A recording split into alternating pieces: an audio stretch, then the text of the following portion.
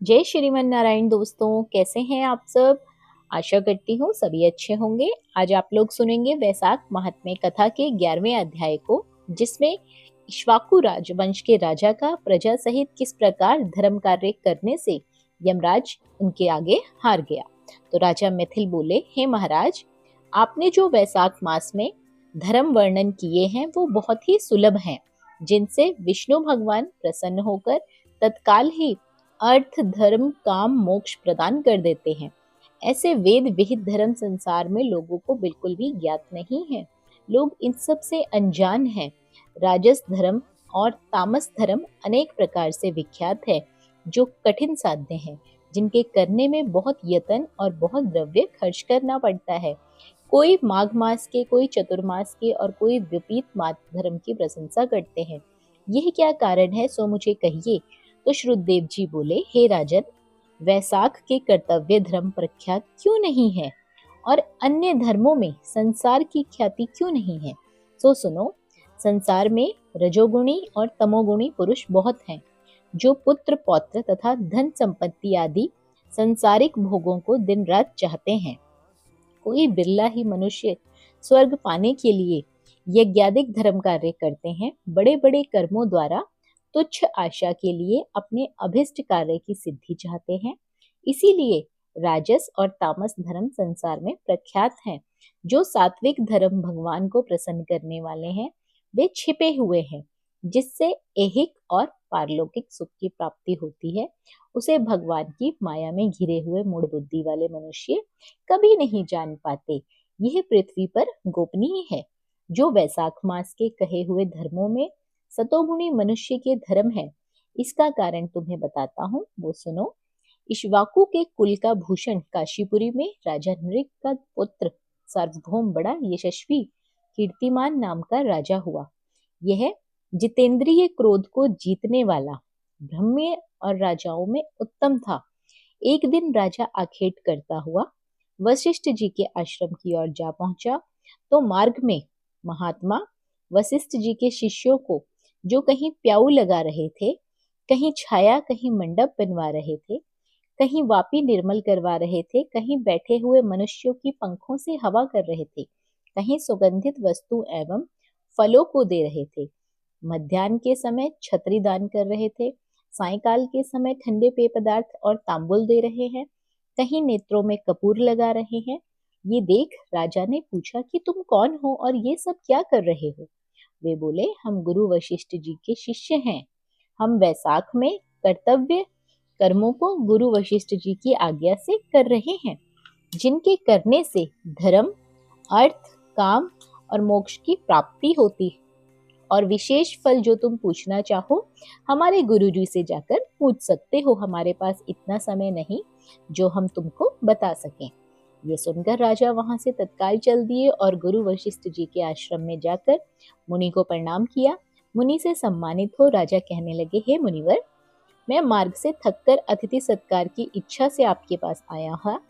मैंने मार्ग में आपके शिष्यों को शुभ कार्य करते हुए देखा। उनसे पूछा कि ये सब कर्म किस लिए कर रहे हो, इसके करने से क्या होता है, किस फल की कामना कर रहे हो। तब उन्होंने मुझे आपके पास भेज दिया।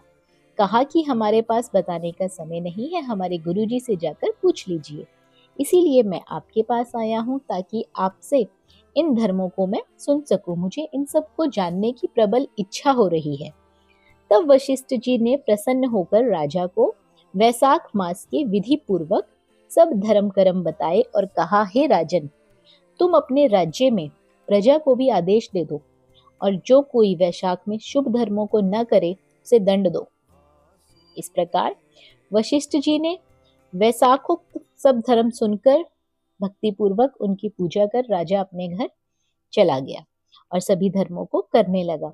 देव देव निरंजन केशव भगवान में बड़ी प्रीति करने लगे और हाथी पर ढोल रखवाकर अपने राज्य में ड्योढ़ी यानी कि सूचना करवा दी कि 8 वर्ष से लेकर 80 वर्ष तक के वृद्ध पिता, पुत्र, भार्या, इष्ट मित्र आदि कोई भी क्यों न हो, मेष की संक्रांति में सूर्योदय से पहले जो स्नान न करेगा और वैशाख के महीने में जो धर्म कार्य नहीं करेगा, उसको चोर के समान समझकर मैं दंड दूंगा और देश से बाहर निकाल दूंगा। गांव गांव में एक एक धर्मोपदेश ब्राह्मण नियुक्त कर दिए और 5-5 गांवों के ऊपर एक एक अधिकारी नियुक्त कर दिए। ऐसे धर्महीनों को दंड देने के लिए 10-10 सवार भी नियुक्त कर दिए। इस प्रकार इस चक्रवर्ती राजा के राज्य शासन में ये धर्म वृक्ष सब देशों में विस्तार पूर्वक फैल गया।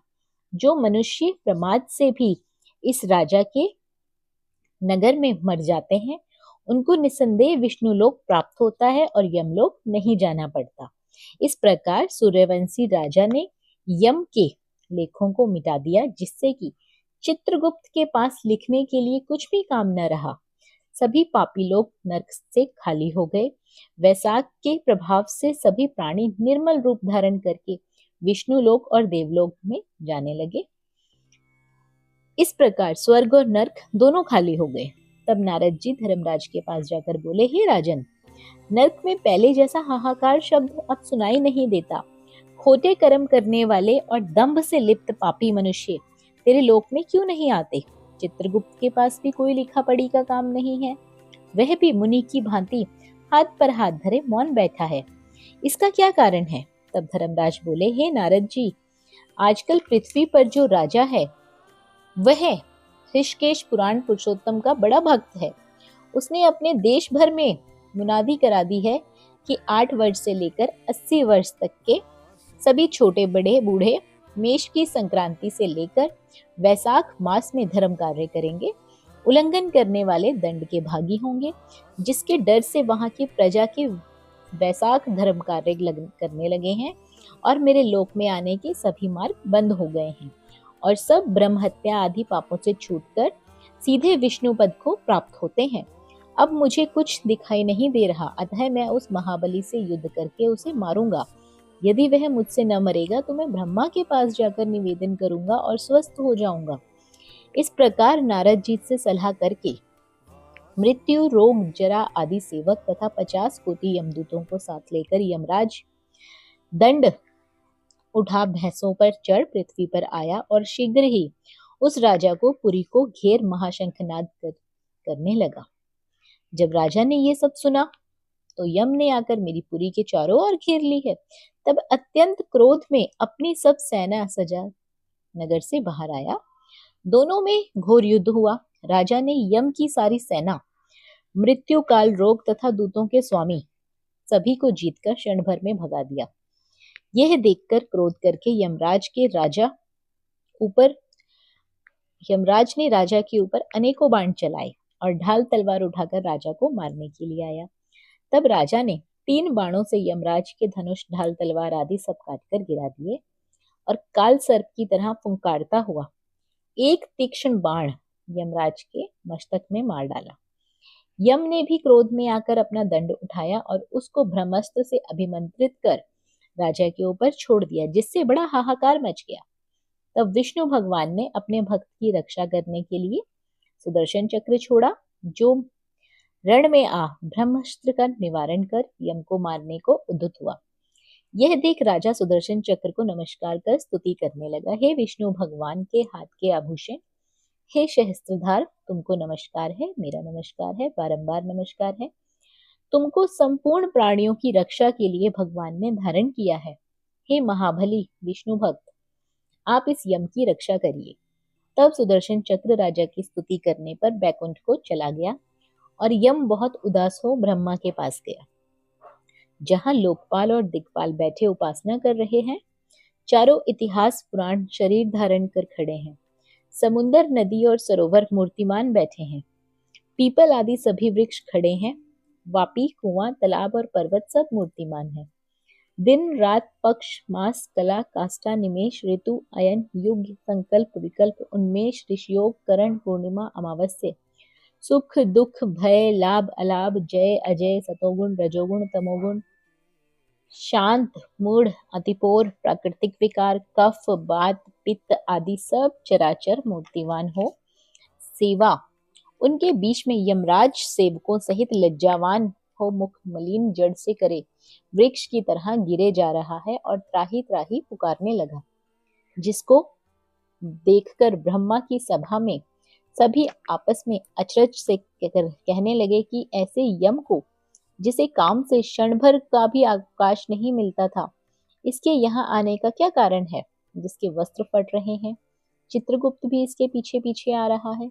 यमराज कहने लगा, हे कमलासन, मेरी प्रतिष्ठा भंग हो गई है, मुझे खूब पीटा गया है, मेरे वस्त्र आदि छीन लिए गए हैं, आपके होते हुए मेरी ये दुर्गति हो गई है। ऐसा कहकर मूर्छित होकर पृथ्वी पर गिर पड़ा। तब सभा में बड़ा भारी कोलाहल हुआ। सबका भक्षण करने वाला यमराज आज क्यों रोता है, क्या कारण है। तब पवन ने ब्रह्मा की आज्ञा से सबकी वाणी रोक दी और वहां से सब हटा दिए गए। फिर यम को अपनी भुजाओं से उठाकर आसन पर बैठाकर पूछने लगा कि यह दुर्गति तुम्हारी किसने की है। कुशकेतु, जो सबके कर्ता हैं, उनके सामने तू अपना सब वृतांत सच सच कह, वह तुम्हारे हृदय के सभी दुखों को दूर करेंगे। तब पवन के कहने पर यमराज कुशकेतु के पुत्र के मुख की ओर देख बड़े दीन स्वर में गदगद वाणी से सत्य बात कहने लगा।